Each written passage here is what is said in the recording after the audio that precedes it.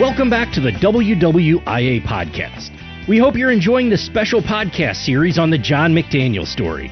If you are, please do us a favor and leave us a review on iTunes, Spotify, or your preferred podcast service. Let's learn more about John's military service as we dive into Part 3 and 4, his first assignment, Panama with the 75th Rangers, with a special add-on story at the end.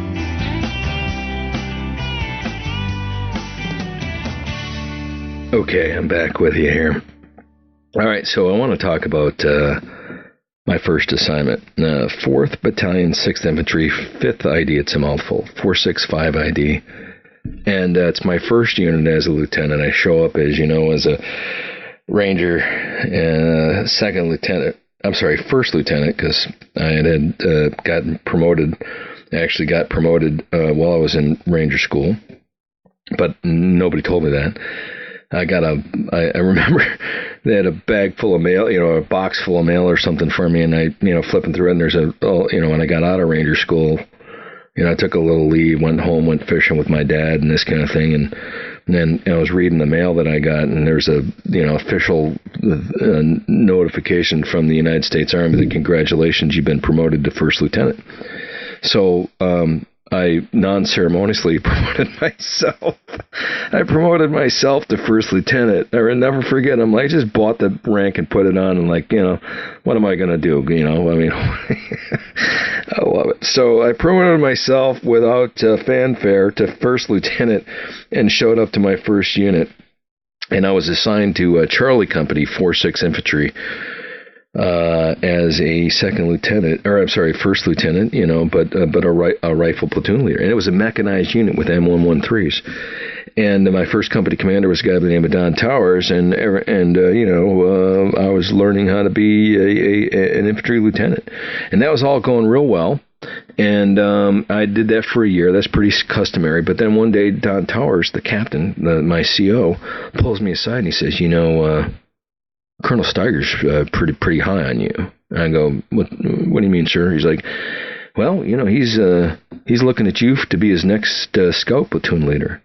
And for those of you that don't know, being a scout platoon leader in a battalion of some 16 lieutenants, is the scout platoon leader is usually the fair-haired child. At least we always joke about it, saying the fair-haired child of the battalion, but you get selected. It's a nominate. You get nominated and selected by the battalion commander to be the scout. There's only one scout platoon leader, and that's the battalion commander's eyes and ears. So they give that usually to the most outstanding lieutenant, or the one that has proven himself, to be good enough to get that job. There's a lot of independence that goes with it, and it's a second opportunity to lead troops. All right, so I went from being platoon leader to scout platoon leader. Okay, so outstanding, right? Super. I was just tickled pink that he thought that much. And by the way, Colonel Steiger's gone now. Bill Steiger, Wild Bill, he was a Vietnam veteran, and he was also a Ranger instructor. And Colonel Steiger, I admired him. Of all the leaders that I ever served for, I would have to put him, in the top two.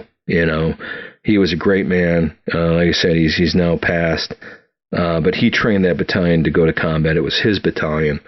And I'll talk about that in a little bit when we went to combat. But, it was his battalion. He was a great dude, phenomenal leader. And he had in his office, when we would pull charge of quarters or CQ, the lieutenants had to stay up all night long. But he was like, if you guys want to go in my office and sleep on my leather couch, you can do it. It's a long night. It's all right. It's not a problem. It was customary because out front, they got the charge of quarters, the NCO. I don't know if he said that we could, but we all sort of did. It was a slip. It would be maybe at 2 o'clock in the morning. From 2 to 4 before the old man showed up. You get a couple hours of wink, shut eye on his couch or something. But in his office, he had a black beret on a mannequin's head. It was his black beret when he was a Ranger instructor. And I was like, oh boy, I thought to myself, that's what I'm going to do. I'm going to get I'm going to get back I'm going to go wear a black beret. I'm going to be a ranger. Well, you're a ranger. Your ranger qualified doesn't qualify you to wear a black beret. To wear a black beret back at the time, and then you had to be assigned to a ranger battalion, and there was only 3 of those, or the ranger training brigade. But I wanted to go and be a real ranger in the ranger regiment. That's what I wanted to do. And I remember saying to him at one point, actually I said it to him twice. I remember his reaction both times. But when he made me a scout, I thought, okay, this is the opportunity. When there was a time to do that, I said, hey sir, I really want to be a ranger. And he looked at me and he's like, you be a good scout first, okay? And like, yes, sir. So, and I think I was a really, good scout platoon leader for him. I enjoyed that job. It gave me a great deal of freedom, scouts out. And the best guys in the battalion gravitated towards the scout platoon. There was 19 deltas, and there was also, infantrymen, mostly 19 deltas, and those are scouts. They're trained to sneak and peek. And that's what scouts do. Scouts go out forward of everybody, and they collect data, on the enemy, and they report back as the eyes and ears to the battalion commander. So there's a lot of tricky stuff going on in that space. And so I was fortunate enough to be his scout platoon leader. And, by the way, I remember one time we went out to Pinyon Canyon, Colorado on an exercise. I'll tell you a quick Wild Bill story, Steiger in memory of that amazing American. And so we're at Pinyon Canyon training, we fell in on this reserve or guard unit that was out there. We were evaluating them as the active duty dudes, looking at a reserve or National Guard unit that was out there running their 113s around. And, biting off way more than they can chew, if you will. And anyway, Colonel Steiger called all, guidons, which is all company commanders and the scout, to a rendezvous point in the middle of the desert on a hilltop. And this is standard practice, happens. Excuse me, not infrequently. Guidons, and then a cacked up location where you had to go meet them immediately. So we did that, and I got there first because, I am the scout and I should be there first, and the other commanders were en route. It was just Colonel Steiger and I looking out over this great divide on the desert in Pinyon Canyon, Colorado, and there was a slight pregnant pause, but, you got to understand that I'm a scout platoon leader. I'm a lieutenant, that's a battalion commander, a lieutenant colonel who's been in combat in Vietnam. And, the huge amount of respect, and you have to be very careful. I was very mindful of what I said, and what I didn't say, but I took liberty, and I asked him, I said, hey, sir, do you mind if I ask you a question? He's like, what's that, Scout?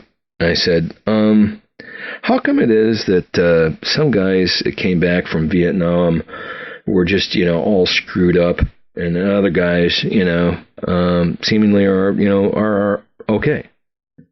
And, he pauses for a quick second and he says, well, I reckon it's, combat, it's this, combat makes strong men stronger and weak men weaker.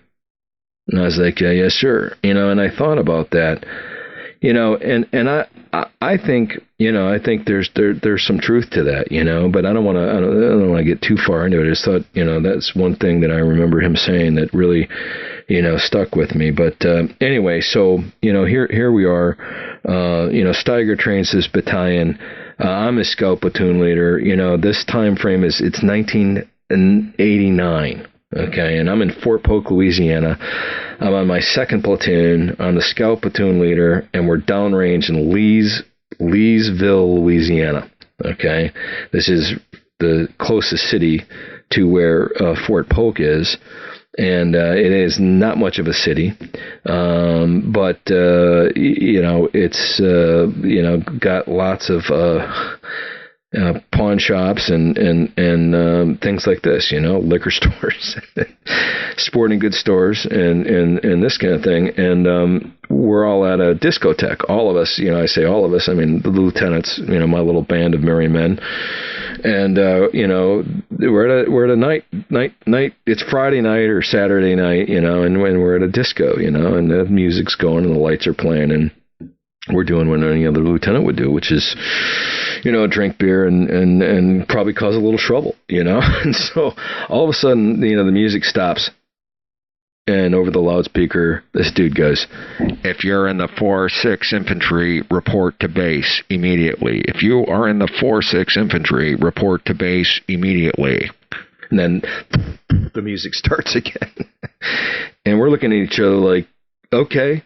So we don't even pass go. We just get in our cars and drive to base. And they lock us down. They put us in a room, and they say, go home, get your kit, and come straight back here because we're deploying. And they're like, okay. And that was it, And the next thing we're heading to Panama.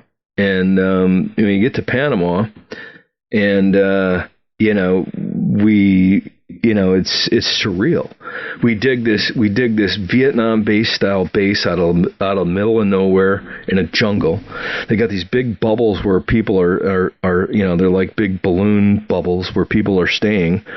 And the bunkers, interlocking fields of fire, concertina wire everywhere, sandbags is shoulder high. I mean, it's a real compound, and we build this thing in out of the middle of nothing. And our tracks are down there, and the next thing you know, we're exercising our rights under the Panama Panama Canal Treaty. Running around doing things that we were authorized to do, given the Panama Canal Treaty that we signed, years previous to that, and Manuel Antonio Noriega is a thorn in the administration's side, and long story short, things escalate. And a couple guys get killed, a Marine in particular. And the next thing you know, it's on like Donkey Kong. And I want to say it was the 19th or the 20th of December in 1989 when we crossed the line of departure and went into combat. And I was a scout platoon leader assigned with a very specific mission at first, to support the assault on Fort Amador. I was cross-attached to an airborne battalion who air assaulted into Fort Amador, and we were to defeat a Panamanian Defense Force and block the Macho Diamante, which is their special forces dudes, from reinforcing. And so, long story short, as I'm thinking back on that moment, we were, and there's lots to talk. I could just do a whole podcast on this experience that I had. But here I've got 6 113s, armored personnel carriers. I'm the scout platoon leader. They attach a platoon led by Billy Woods, God bless him, a West Point officer, is a very good friend of mine, who was assigned to me, and that was Team Scout. So I had these ITVs, improved tow vehicles, with a big hammerhead that shot a tank defeating round out of its turret head. And there was 3 of those and 6 113s, and when we went rolling down the road, and you saw this thing moving, you would be like, yeah, that'd scare shit off a shovel. It was a serious combat team. And so anyway, we do the assault, but instead of, kicking off at whatever time, H hour was, which is hit time, we're in our assembly area at Fort Amador getting ready to, move into our attack positions, and we start receiving fire. And so you talk about, following the plan and then, sort of not following the plan. We're taking effective fire right now in our assembly area. It's like 15, 20 minutes. Don't quote me on that. But before we were supposed to cross the line of departure and get into our attack positions and support the assault, and I'm like, Guys are looking at me, I'm looking at them, like, we got to get out of here, So we rolled, and we just rolled. We kicked off the assault early, and it was a successful mission. I remember at the last minute. I'll tell you this story. I don't want to get too much into the details of the whole thing, but. One of the things that stuck out, and there's lots of things that stick out in my mind, but one of them was at the last minute, like, here we were in country for seemed like 3 months before we went hot. Maybe it's at least a couple months, so they had plenty of time to share this plan with us, but they didn't for what they call operation security or OPSEC reasons. So we were kept like mushrooms in the dark. I mean, we all kind of knew what we were there to do, right? To oust Noriega and defeat the PDF. Okay, got it. But, some of those, there's a lot of details in there that we probably ought to, be rehearsing and thinking about. But nonetheless, they didn't share it with us until, they read me in a top secret, the last minute, like 24 hours before. They lock me in this room. They make me swear to Jesus I'll never say anything about this, and sign my life away. And here's the top secret plan. This is what we're going to do. But you can't tell anybody until like 3 hours before. I'm like, okay. You just got to love it. Like, oh, my God, man, we've been here for 3 months.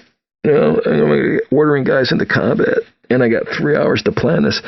And oh, by the way, we want you to infiltrate a small team behind enemy lines and take out a Dishka gun to protect the AC-130s and the little gunships that the Delta Force is flying around. Yeah, they didn't use that word, okay? So, that's what happened. But anyway, as they assault the Commandancy and rescue Kurt Muse for any, who was being held in the Carson Modelo prison. That's another story. But anyway, so I'm like, okay, roger that.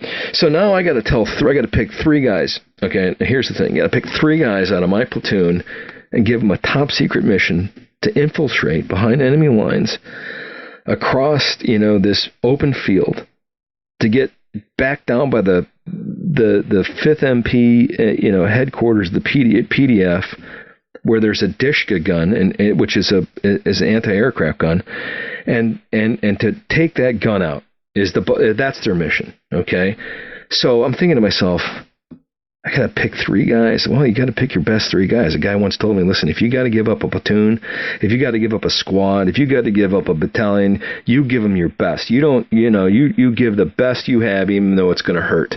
Right? So I thought, who are my best 3 guys? So I picked my best 3 guys.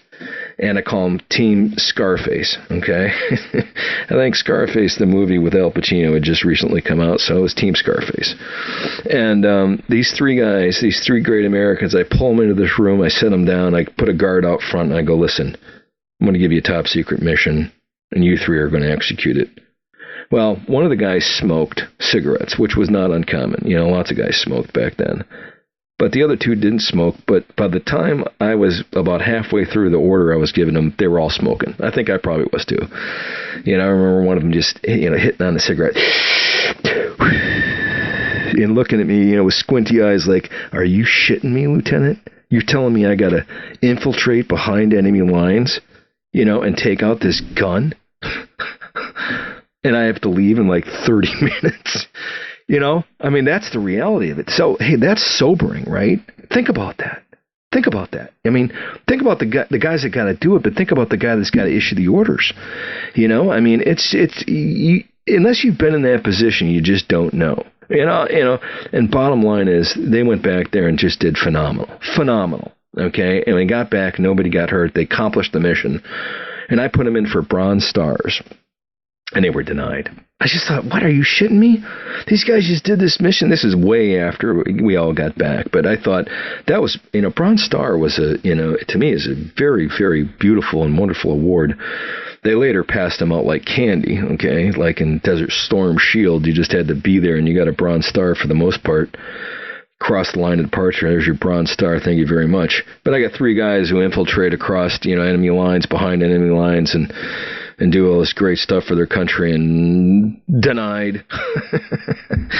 I'm not bitter about it, but I just thought they deserved it. Anyway, so we get done with that mission, And I'm telling war stories now. I'm going to run on here, but I'll tell another war story.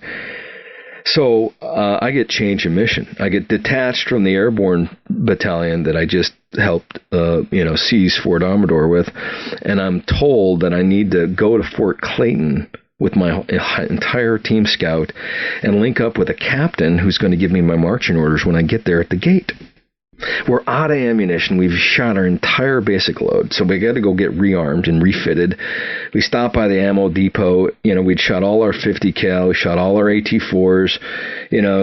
Guys were, bingo on ammo pretty much, and so we had to, go get resupplied. So we go to the, resupply, get everybody uploaded, and then we head to Fort Clayton, and we get there, and sure enough, at the gate, is this captain in his Humvee. And here I am with, this entourage, this war machine behind me that's been up for a couple of days now. And, just as frosty as they get. Nobody slept, not a wink, And so this captain, I don't remember his name. He's like, okay, follow me. He takes off in his Humvee. And now Fort Clayton is basically where we were anyway, Fort Clayton. Was a place where the headquarters for the 93rd, Infantry Brigade was, or maybe I got that nomenclature wrong, but the colonel was in charge of the brigade was Schnell. I'll never forget him. He was a Vietnam veteran as well. And Colonel Schnell was, he was hard like woodpecker lips, man. I mean, this guy, he looked like he just stepped out of Apocalypse Now, and I'm not kidding. I'll get back to him in a second. But so I get my marching orders from this lieutenant, and he's like, okay, follow me. So we go down this row, and there's some pretty big fancy, officer quarters off to my right, and off to the left on this road is nothing but it looks like a green patch of grass and then jungle. And then the train slopes straight down into this, sort of a crevasse, I don't want to say a crevasse, but a pretty steep hill. And there's street lights, and this is like a bazillion, in my mind, it's like a bazillion miles. What's how bizarre stuff is in combat. And I'm just coming out of the goo, shot my whole basic load, and, thank God nobody in my platoon got hurt. Not yet, anyway. And so, just happy to be alive. And now here I am at Fort Clayton, which seems like it might as well be planet Uranus, because it's calm. There's lights, there's houses, and I knew that this was in the road we were on is called Colonel's Row. It's where all the big shots, the colonels lived when they were stationed there. And I'm like scratching my head, like, what in the hell are we doing here, man? I just don't get it. Okay. So the captain says, okay, here's your mission. Intel reports that a Dignity battalion of bad guys is coming, to attack Fort Clayton from this direction. He points out towards the jungle. And he says, your job is to prevent that from happening. And I go, all right, sir. And I'm looking around, and the first thing I said, and I'm giving him a quick back brief on what my plan is. I said, the first thing I'm going to do, sir, just so you know, is I'm going to shoot these lights out. He goes, no, you can't do that. Can't do that. I go, I can't shoot the lights out? He goes, nope, can't do that. And I go, okay. Well, then I'm going to take my tracks and I'm going to pull them back behind these homes back here and get them in a hull defilade position. No, you can't drive on the grass, he says. I go, all right, sir, anything else? He's like, nope, that's it. So he disappears like smoke. As soon as he's gone, I go to one of the guys and go, shoot those lights out. So you shoot the street lights out because, it's a massive advantage. We had night vision devices. They weren't anywhere near as good as they are today, but we had them. And that gave us an advantage or perceived advantage over the enemy. And if, our position is given away by streetlights, bad things are going to happen. So we shoot the streetlights out, and then we do exactly what he said not to do, which is to, drive on the grass and put the tracks, behind some of the homes. So we had a little bit of, cover and maybe a little bit of, concealment. And then we sent LPOPs out into the jungle. And I think 3 of them. and 2 or 3 man teams, down out in front of our position to give us, early warning to stave off this, alleged attack that's coming to Colonel's Row, and by this, PDF Dignity Battalion. And so, we're doing that. We got the LPOPs, the listening post, observation posts out there. 3 of them, scattered about maybe a 300 or 400 meter front out into the jungle. This is the first time the guys have been like at night in the jungle in combat. We spent a lot of time in the jungle at night, but not in combat. And so this is the first time they've been up for 2 or 3 days now, and we're sending these teams out there to give us early warning, and all of a sudden I hear a shot go off, and I'm like, what is that? Like an accidental discharge. Well, it turns out one of the dudes who was coming back from an LPOP position to be changed out, I guess we were rotating guys out, shot himself in the foot. Can you imagine being scared enough, to shoot yourself to get out of something, And I don't know that's exactly what happened, but that's what I heard. He wasn't my guy. Well, he was, because he was under my charge, but he was part of the tow platoon that was attached to me. But nonetheless, that's what happened. So we get him out of there, and we get the OPs back out there established, and it's the middle of the night. It's darker than 3 feet up a bull's butt, and all of a sudden I hear one of the LPOPs, back to me, and I can't remember what my call sign was, but it's like, all of a sudden I hear over the radio, I've got movement from my left to my right. Do I have permission to engage? Over. And this is me, Lieutenant McDaniel, like, eyeballs, peeled back in my head. I'm like, okay, this is the attack, but here I'm being asked permission, okay, from my guys out there in the jungle into my front by maybe 200 or 300 meters. Now, mind you, in my array, I've got 3 ITVs. By the way, those are helicopters flying over. You can hear them right now. I'm at MacDill. Gotta love it. Taps is going to play PS, by the way, in about 30 minutes. I hope to catch that at 9 o'clock p.m., 2100 for you sports fans. But anyway, I digress. So, you can hear that. UH-60 Black Hawk helicopter. Gotta love it. Okay, so anyway, I've got movement from my left to my right. Do I have permission to engage? Over. And I'm like, okay, let me just check I'm thinking to myself, I better check real quick with headquarters to make sure I got no friendlies to my front. So I get on the radio, I call up to higher headquarters, and I go, okay, I need a, basically paraphrasing, but I need a no bullshit answer. Do I have any friendlies to my front? And I give them a direction, grid coordinate, yada, yada, yada. And they're like, stand by. And headquarters are notorious for being screwed up and taking way too much time. And it finally comes back, by this time, one of the other LPOPs is saying, I've got movement from my left to my right. I can identify permission to engage. And I'm like, stand by. Hey, headquarters, I need an answer here, on the other net. Finally, you don't have, the answer comes back, you have no friendlies downrange. Okay, so you're cleared hot. So I say over the radio, I go, if you perceive there to be a threat and you have a positive identification on enemy forces, you have permission to engage. All of a sudden, the whole thing just poof. I got green tracers flying over my head.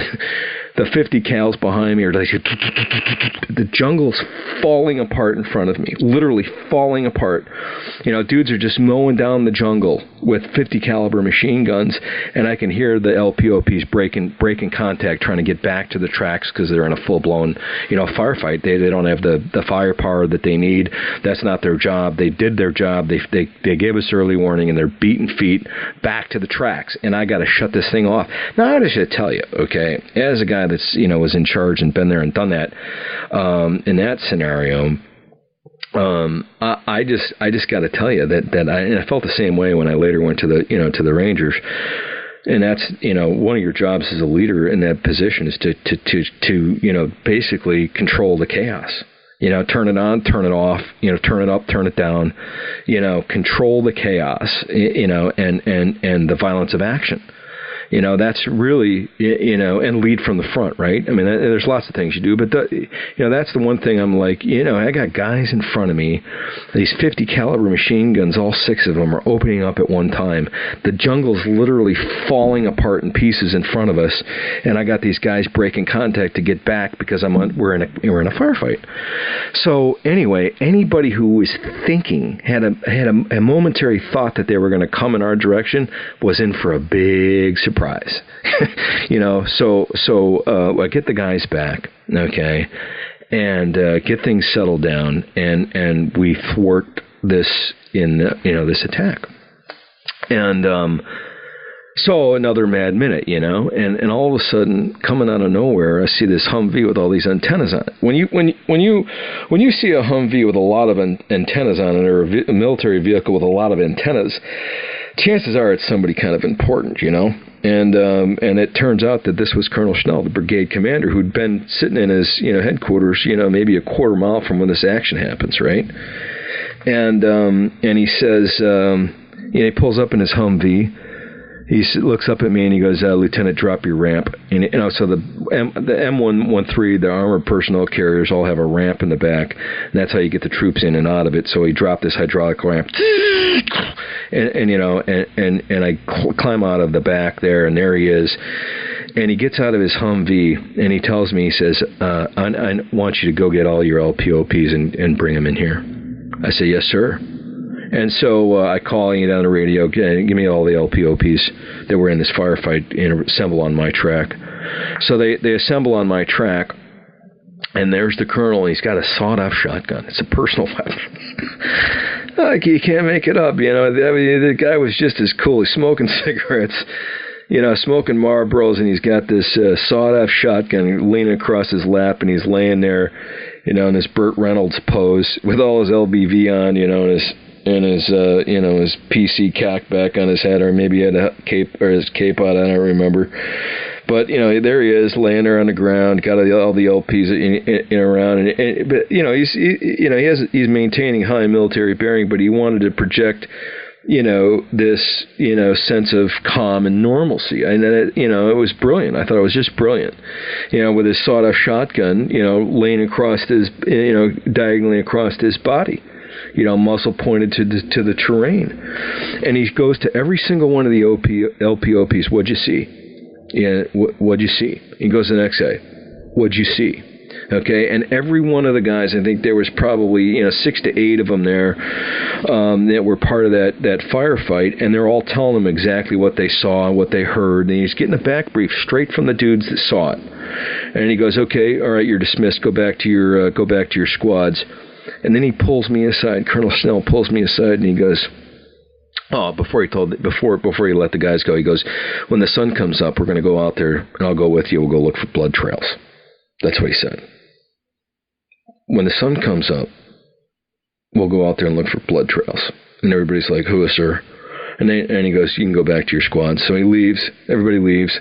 And Colonel Schnell looks at me and he says, "You send those guys right back out there. The same guys, I want you to send them right back out there." He goes, "They're scared shitless, and they'll never be the same unless you send them right back out there." I said, "Yes, sir." And he gets in his Humvee and he drives away, and I'm thinking to myself, okay, I wouldn't have thought of that. I would not have thought of that, and I would not have done that. Okay, and I had to check my hold card on that one. So I pull all the guys back to my track. I say, "Assemble back on me," and I look them all in the eye and I go, "You're going right back out there." And you should have seen the looks I got. Like, "Yeah, are you smoking crack, sir?" Like, I'm not going back out there. And I go, I'm like, nobody said that, but that's the look I got. I'm like, "Yeah, you're all going right back out there." I said, "Now listen, I'm not going to leave you there long, okay? 30 minutes and I'm going to rotate you out, but I want you all to go back to the same positions, okay? Roger that." Yes, sir. And they trotted back off out there. And, that may have been when the guy shot himself in the foot. I can't remember. It's a long time ago. This is 1989. That's the first time I'm thinking about or telling the story since then. So bear with me. But anyway, so they go back out there and then I rotate them out. And before the sun comes up, I get change of mission. This is my battalion commander, giving me a new mission, and he just come down to La Comandancia.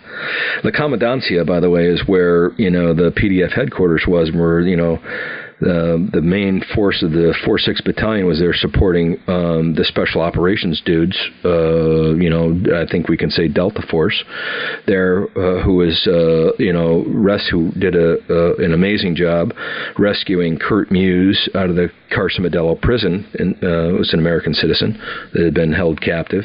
They got Kurt Muse out of there, Delta Force did, and 4-6 Infantry was, there as the force that cordoned and assaulted the PDF headquarters. So my platoon's called down there, and I guess we're on day, I don't know, is it 3 or 4 at this point, I guess. And so we go down to the Comandancia, and I get a series of additional missions from there. And I'm not gonna go too much further into the rest of what happened. But at the end of the day, this is what I want. This is what I guess I wanted to tell you, because it sets up the next chapter, which is Ranger McDaniel going to the Ranger Regiment. So I'll tell this last story. So I'll fast forward a couple of weeks now. Okay, in Panama, still in combat. Okay, and we're running all kinds of missions. Remind me to tell you the alligator story sometime, because that's hilarious. But and maybe I'll squeeze that in towards the end. But at the end of the day, so this is what happens. I had a drink of water there. So I get word over the radio. Taps is playing in 15 minutes, and I'll open up the Airstream door when it plays out there. I hope you can hear it when it plays, but I love being here when they play Taps. Every night at 2100, that's 9 p.m., sports fans, on military bases across America and the world today, they play Taps, and that's to recognize, the fallen, in honor of them. It signifies also the end of the duty day, believe it or not, 9 o'clock. Think about that. So anyway, I get a word over the radio a couple 3 weeks into it that they we've been chasing Noriega all over the peninsula, of Panama, the countryside, trying to run this guy down. Well, I get word that they got him, but he's in a church in the Papal Nuncio. And so I'm like, well, I'm the scout platoon leader. Guess where I'm going? I'm going downtown. So I take a small contingent, and I go downtown. And I link up with some of our guys who are down there supporting those guys, and the special operations guys. There's like a party going on. They got the PSYOPs guys playing rock and roll at decibels that would hurt your ears, because they know that Noriega, who's in the church with the priest, the Catholic priest, they know that he's in there and he hates rock and roll. So they're playing Motley Crue and Queensryche and, all this, rock and roll. And they got it over the loudspeakers. It's like a scene out of Apocalypse Now, man. It's unbelievable. And everybody's kind of in a very joyous, mood, because we know that the end is near. We got the pineapple face, Noriega's in the church, and he ain't going nowhere because we got him surrounded. So, we're very happy about this. And so I'm sitting there chatting with somebody, and all of a sudden these 2 lieutenant colonels walk by, and their name tapes are taped over with 100-mile-an-hour tape. So they got sterile uniforms, they got their ranks, Master Parachutist wings on, and you can't tell what their names are because they got tape over them, and they got equipment that I've never seen before hanging off them. I'm like, that's got to be Delta. It's got to be those guys. So they walk by me, and I go, excuse me, gentlemen. Now, remind you, I'm a lieutenant, man, and I've been we've been in the goo. I mean, I think I still got camouflage on. I got my M203, locked and loaded with a 203 grenade launcher on it, and my Remington Rand, 45 caliber strapped to my chest. And I go, excuse me, gentlemen. They turn around and look at me like, who are you and what do you want, Lieutenant? I go, I just want to let you know I'm interested in your organization. And I go, okay. One of them looks at me and they're sizing me up, and he goes, tell you what, we're going to go across the street there and get the old man a Frosty, and we'll be right back. When we do, you be standing right here. I said, yes, sir. Now, mind you, we've been in Panama for 3 weeks fighting, and we finally got Noriega holed up, and these two, I think they're Delta Force operators, I don't really know, and are walk by me. I flag them down and tell them I'm interested in their organization, and they tell me they're going to go across the street to the Dairy Queen, which is, by the way, everything in Panama shut down because there's a little invasion happening. So they pick the lock and they get into the Dairy Queen and they fire up the Frosty machine and they come back with 3 mega Frosties. And one of them gives me the head nod. They're gone for about 20 minutes. I don't know how the hell they fired it up, but you got to just love this, right? So they kind of like gave me the head nod, like, follow me. And so I follow them, and they go into I think it was the Sheridan, downtown in Panama City. The fanciest hotel's been taken over by JSOC, the Joint Special Operations Command, the 2-star command that's got, all the scary dudes attached to them, to include the Ranger Regiment. Okay. And they head nod me, and I go through security, and there's Dolph Lundgren looking dudes, with car, 15s and all kinds of sexy stuff through this passage, that passage, and finally they take me into this room. Now it's a hotel. They've taken over the hotel. It's like a 5-star hotel. They've just commandeered it. And so we get there, and they get to this room. They open up this door, and it's this sitting room. It's just very, very fancy. It's got a couple high back leather chairs in it, and it's a sunken, like, sitting or meeting room. It's sunken down. You got to go down 3 steps to get there, but it's cool. It's got red carpeting, and I just remember it like, wow, this is a cool little room. They put me in that room, and one of them says to me, we're going to go get the old man, stand by. And I swear to God, I have no idea who they're talking about. I have no clue who's about to walk through this door. I just have gotten myself into something, which is typical, that I'm like unsure of what's going to happen. But about 15, 20 minutes go by, and in walks this gentleman in BDUs who looks old enough to be my dad, and he's in stature. He's not a big man. He looks like a high school wrestler sort of. Gray hair, chiseled, out of granite features, and walks down the 3 steps, sits on the 2nd step. I'm sitting in a chair, and he's looking at me, staring at me. He's got 2 stars on his uniform, and his name tape says Downing. And for those of you that know it or listen to this, it's Wayne A. Downing, the WAD, aka the WAD. It's the guy in charge of JSOC. And, just an infamous man. And I didn't know him from a hole in the wall at the time, And he looks right at me and he goes, so you want to be a Ranger? I go, yes, sir. He goes, tell me why. And I go, blah, blah, blah, blah, blah, blah, blah, serve my country, sir. I don't know what I said. And he goes, okay, so where are you from? I said, Wisconsin, sir. He goes, you like to hunt and fish? I go, absolutely. So we spent like 15 or 20 minutes talking about hunting and fishing in Wisconsin. He looks at his watch, and he goes, in 5 minutes, my helicopter's going to be sitting in that parking lot. He points over to the parking lot through the window. He says, in 5 minutes, my helicopter's going to be set down right there. He goes, I'm going to get you on that helicopter. I'm going to fly you to go see Buck Kernan. I said, yes, sir. He gets up and he walks out. And I'm like thinking to myself, who was that, and who is Buck Kernan? I'm like, oh my God, I have no idea what's going on here, but I'm going to get on this helicopter. I look at my watch, 5 minutes mark. UH-60 sitting down in the parking lot. Time now.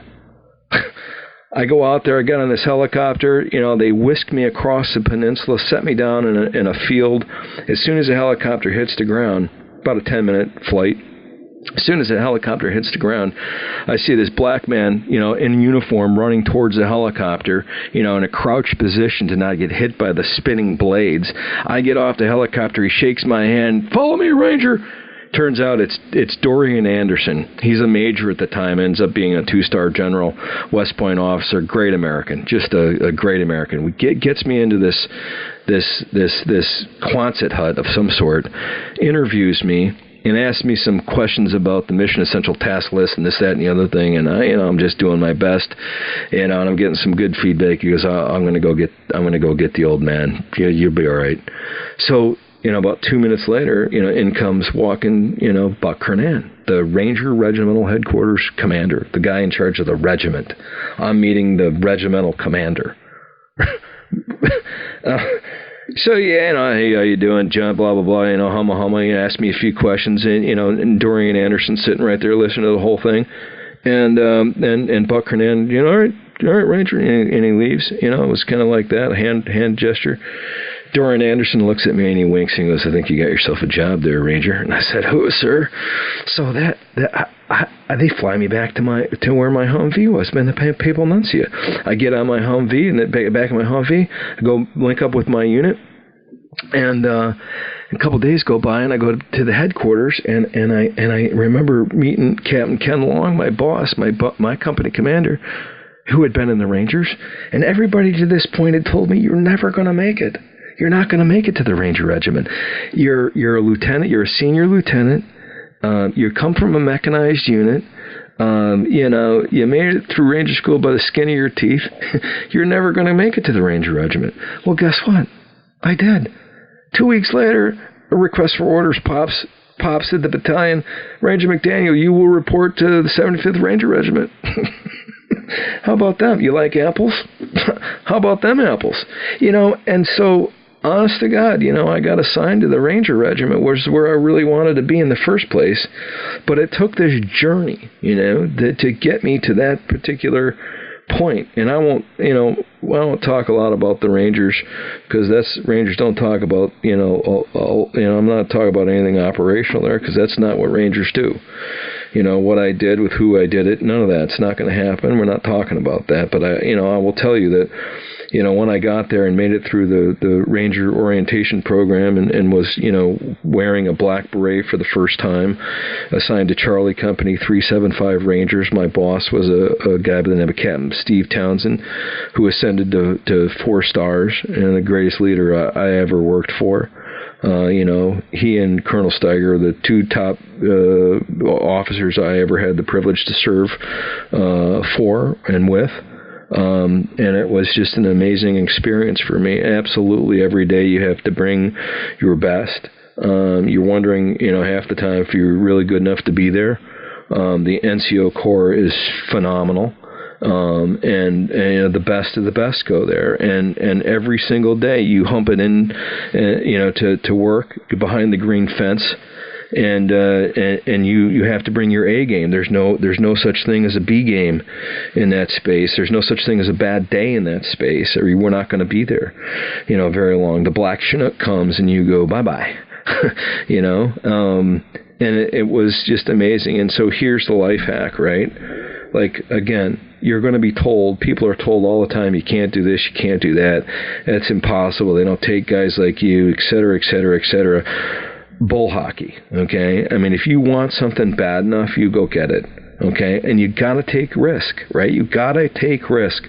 And I go back to that one point, excuse me, gentlemen, and two Lieutenant Colonel Delta Force dudes turn around like, who's this guy? If you don't take that chance, that opportunity, when it presents itself, another helicopter flying over, gotta love it. But that's the moral of the story. Hang it out there. Don't be afraid.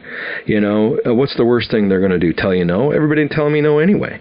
When I told Ken Long, went back and told him, I say, "Hey, sir, I think I got hired by the Rangers." She's like, "What?" I told him the story. He's like, "You did that?" I go, "Yes, sir."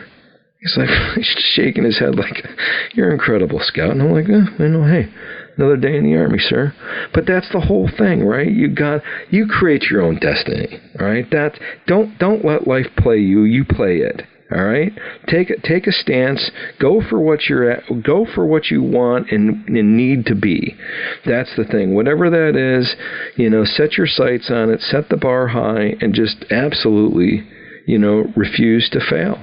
And don't take no for an answer. That's, I think that's the lesson here. So, that takes us all the way on your score sheet. Okay, to the Charlie Company 375 Rangers. That's number 10 on my list of 20. So we're about halfway through this thing, and in 4 minutes, okay, in 4 minutes, Taps is going to play. So I'm going to hang out here and tell you another quick little story. I'll tell you a Ranger story.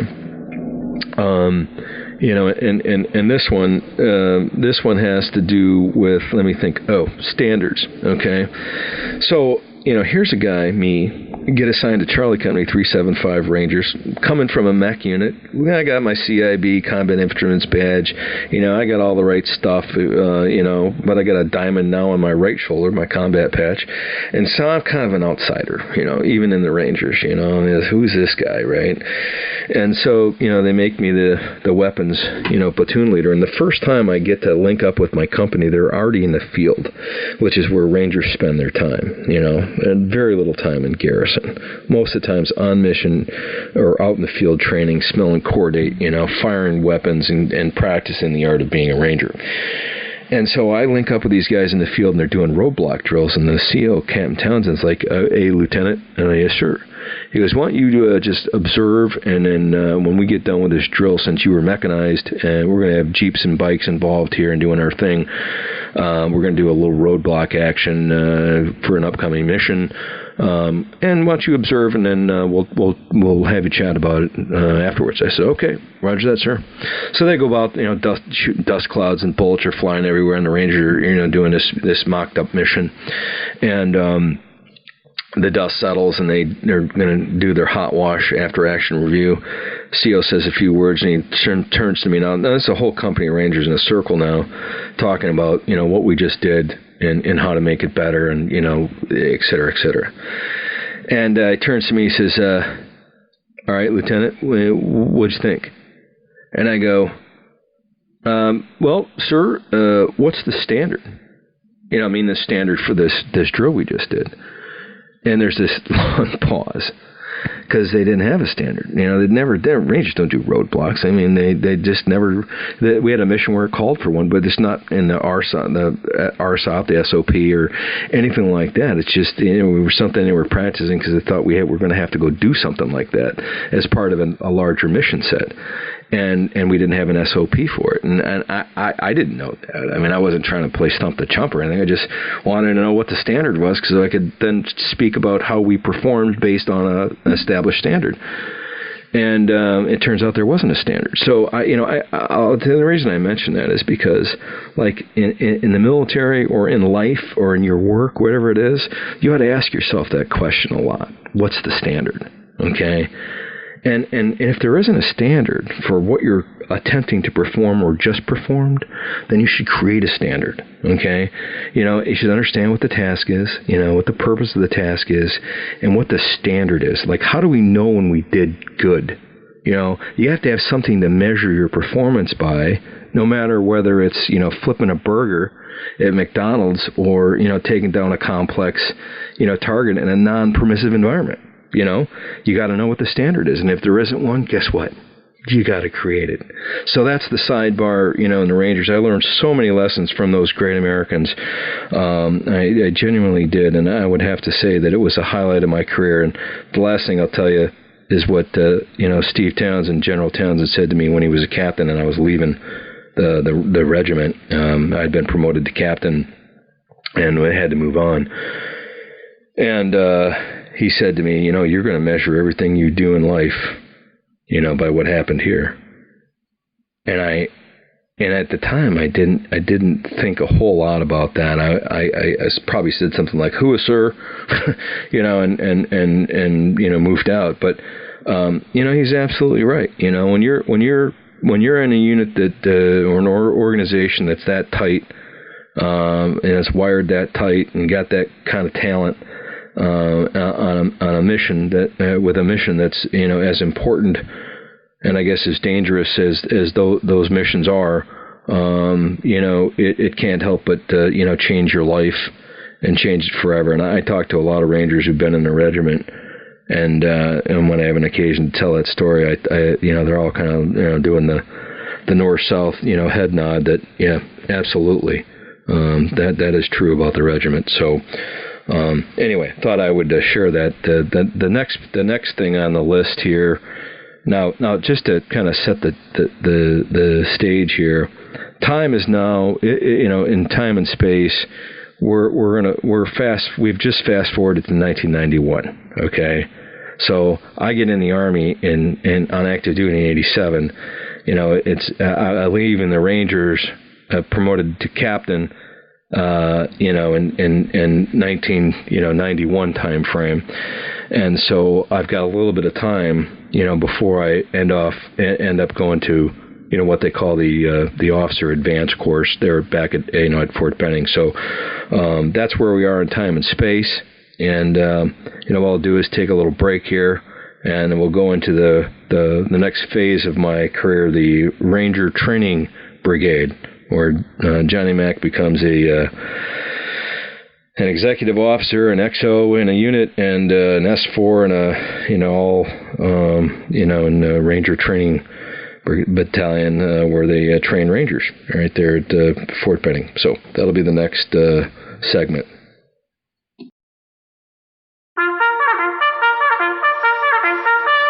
All right, little reveille in case you're still in bed.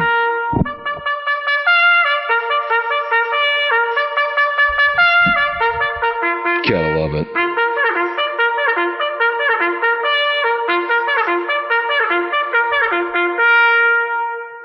Okay. That's just a great way to start your day, isn't it? Hey, we're back at it here. I just wanted to, do a couple of special features. So this fits into the, in case you're still with us, into this, special features category. These are stories, true stories about my military experience that I thought, you might find interesting.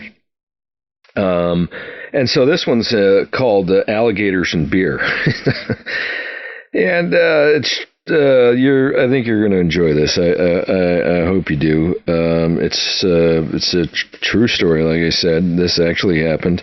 It was some time ago. I was in. This is what we were. I was a lieutenant. So that the time frame is 1989, 1990. Sometime late 89, maybe probably early 19. I'm guessing. If I had to put a precise, month, year on it, I'd have to say January of 90 time frame, I'm thinking. Anyway, so I've been deployed with my unit. I'm the scout platoon leader for the 4-6 Infantry, 5th ID in Panama, and combat actions, for the most part at this point, are over, okay? I mean, there's still some things going on. But it's it's actually not as hot as it once was in terms of the combat activity. I think Noriega, we got them by this time, so we're really just kind of winding things down, as I recall. And I have to go back to the time that we deployed. Because our battalion commander, a guy by the name of Bill Steiger, who commanded the battalion, up until just about the time we went hot in terms of combat action. And Colonel Steiger was a great guy. He created this. We were in the jungle, okay, and we had this compound that we had built. Had sandbags, about chest high all the way around this monster perimeter. Cut a spot out of the jungle. Like I said, I think in the Panama bit, it was a base camp right out of Vietnam style, and a serpentine driveway that ran up to it with a big gate guard and reinforced bunkers and concertina wire. And this is where the battalion, pretty much had its headquarters. And for guys like me, we would have to go back. My unit would have to go back to the headquarters to get refit. Do certain level of maintenance on the M113s and rotate out of the field or out of the jungle, depending on what we were doing, and go back to this headquarters, base camp called Camp Gator. So we called it. And Gators are the Gator was an interesting, had an interesting affiliation with the 4th Infantry, 4th Battalion, 6th Infantry Regiment, because our unit crest, what we wore on our uniform, our dress uniform, had an alligator on it.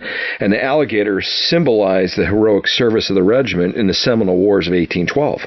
So, there was a ladder and there was all kinds of other little things on the unit crest that identified us as the 4th Battalion, 6th Infantry, aligned with the regimental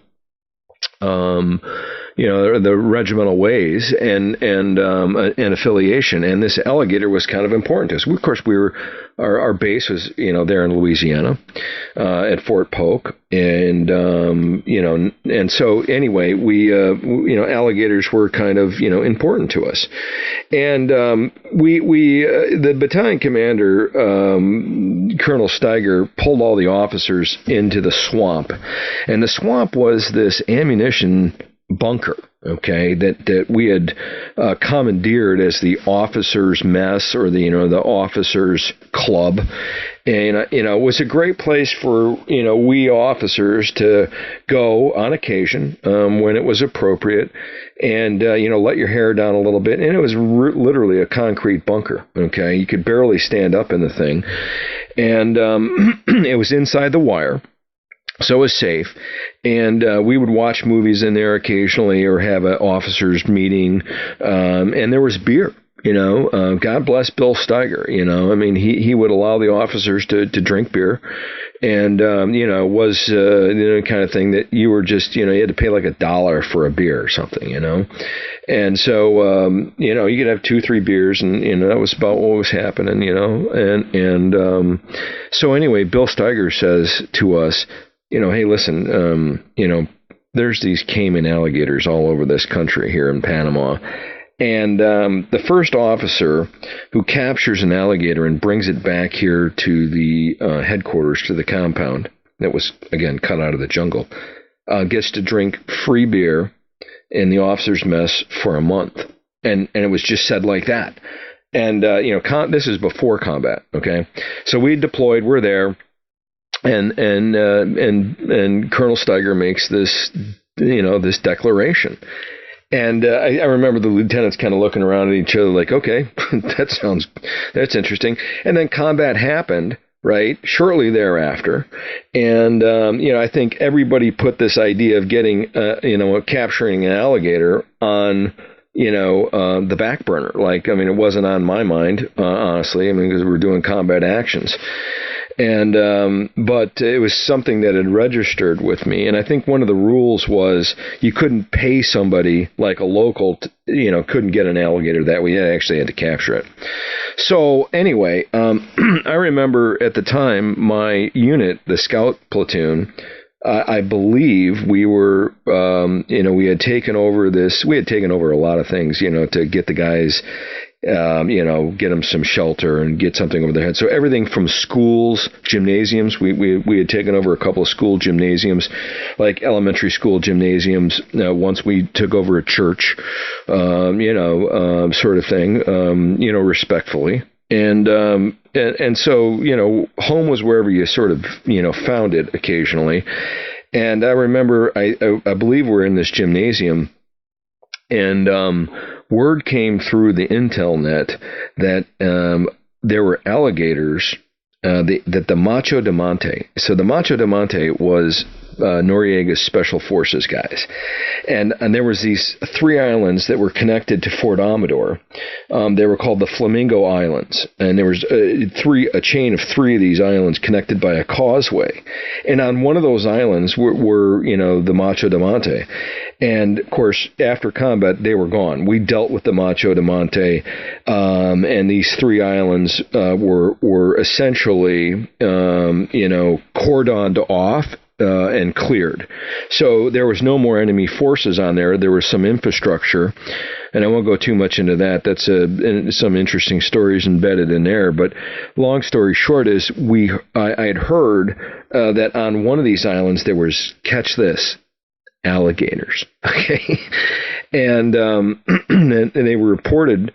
It was reported that these were, alligators that the Macho de Monte had retained, okay, and put, in this, had built some habitat for them, and they were feeding them chickens and whatnot, and they were just like a symbol of, machoism, I presume. But anyway, the Cayman alligator is a saltwater alligator. And, they get pretty big. They're nasty.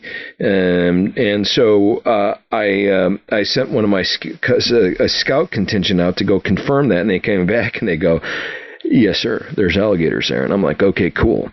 So I go to my platoon. Now, mind you, these are 19 Deltas for the most part. There's a couple of infantry guys in the unit, but these are scouts, okay? They're trained sneak and peek guys, right? And they've all been in, and we've just got through, several combat actions, and now there's a bit of a respite in the action, and I send these guys out to go confirm that there's alligators, and they come back, yes, sir, there's alligators there. So, okay, cool. So I look at the platoon and I go, listen, I got a special mission for you guys. This is all volunteer. You don't have to do this, but if you want to come with me, that'd be great. So let me see a show of hands of the guys that want to come with me and go capture a couple alligators. I think I said an alligator. And like 5 or 6 hands go up, like immediately, and they were all Cajuns, that were from Louisiana and had some experience, that were outdoor sportsmen, so I picked 4 of them, and we took off with our Humvee to go to the Flamingo Islands, and sure enough, right there on one side, is the Atlantic, and the other side's the Gulf. Or the Caribbean side, and that's where these islands are jutting out into this space, into this beautiful Panamanian space. And on one of those islands, sure enough, is a large fence. Okay, it was kind of like a chain link fence. And I would guess it would be, the circumference of maybe 20, 30 yards, but there was habitat in there, and also Cayman alligators. I don't know, there must have been like a dozen of them in there of various size. Most of them which were, 6-8 footers, in that range, which is a formidable critter. And they're little nasty dudes. And so this is the equipment we had. We had the Humvee. I had, 4, scouts, all of whom were, I believe, from Louisiana, and myself, Lieutenant McDaniel. And so we're kind of formulating this plan of how we're going to do this. So the idea comes up, well, hey, why don't we lasso them? Okay. So we get this Army green line, and it's a rappel rope, and we fashion a lasso, and we throw it over one of the alligators. And it took several attempts. Now, the alligators, mind you, at this time are not agitated. They're just like out being alligators. There was some water there in the habitat, and most of them are not really moving. They're fairly lethargic unless they get agitated or are interested in eating. Then they can get, they're fast, and they're quick. But they're all just kind of, hanging out. All right, so lassoing one, or getting a lasso over their head, didn't seem like it was going to be real challenging. And as a matter of fact, it really wasn't. I don't know. We didn't spend very long, maybe 2 or 3 throws, and we finally got it over this one alligator's head. And then the idea was we'd have 2 guys on the end of the rope, kind of cinch it down and bring the alligator closer to the fence. And that's exactly what happened.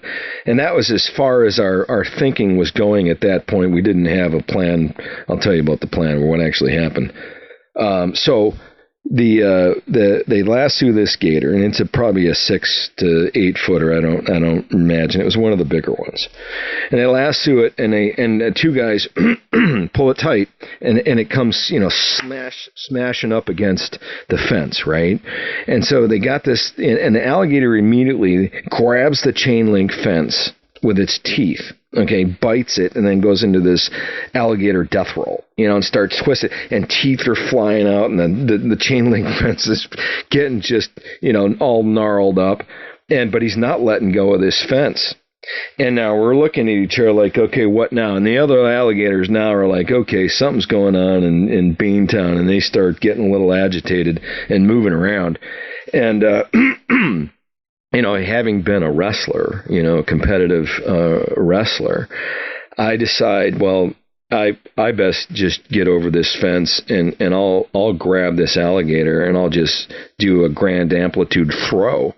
I'll grab him and just, heave-ho him over this fence, with a grand souffle, and, and he'll be over the fence, and then we can deal with him. So that's what I did. I climbed the fence, I got in, and I grabbed the thing by its thorax, and I just, over the fence, man, and he hit the deck, and he started heading right for the canal, the Panama Canal.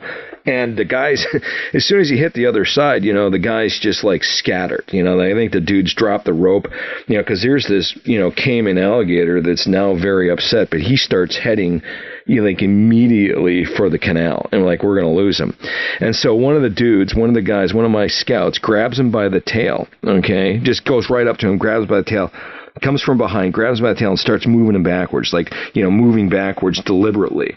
And the alligator spreads all out, because he can't do anything. He's got his tail, and he's, essentially rendering him a little bit immobile. And another guy goes up to him and steps on the back of his head. So you got two guys, one guy pulling him backwards, the other guy steps on the back of this alligator's neck, and a third guy just jumps on top of him, and the fourth guy wraps him up, with 100-mile-an-hour tape around his mouth. And if you know anything about alligators, their bite is like one of the most powerful bites in the world.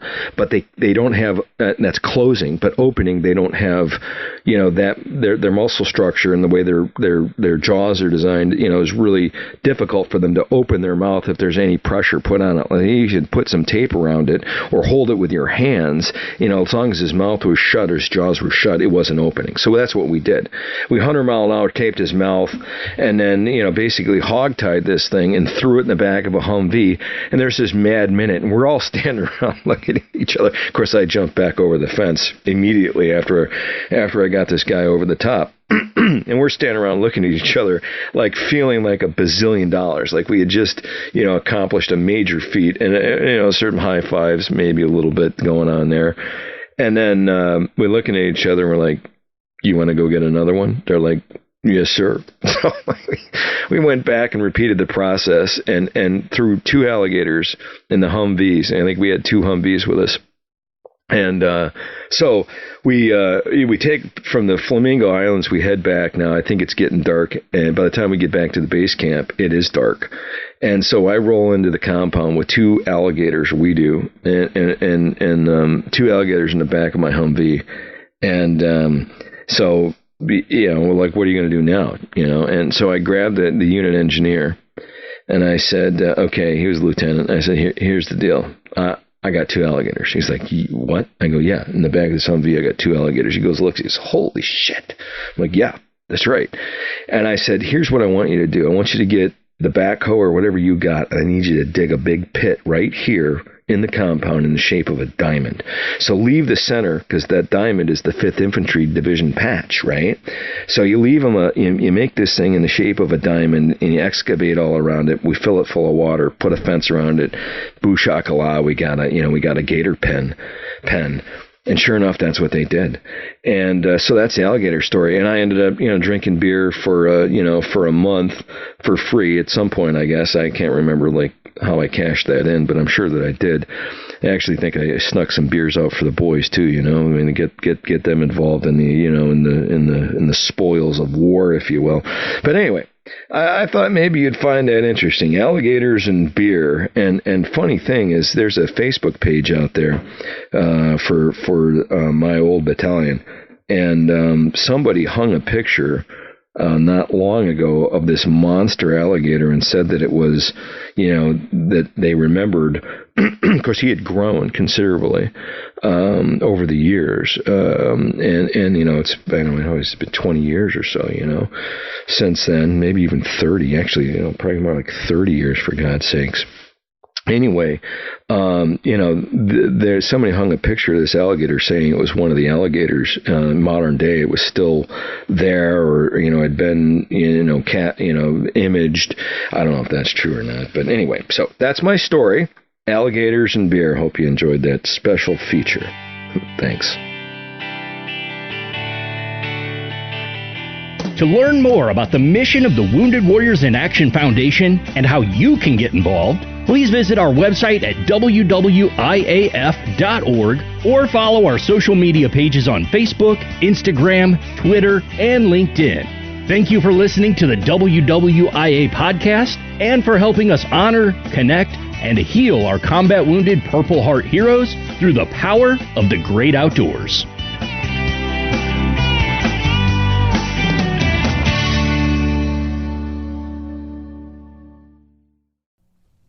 If you like what you're listening to here and would like to join our team in our mission to bring healing power and recovery to America's Purple Heart heroes, please become part of our Sponsor a Hero team by clicking on the link in the podcast notes or by going to WWIAF.org/sponsor.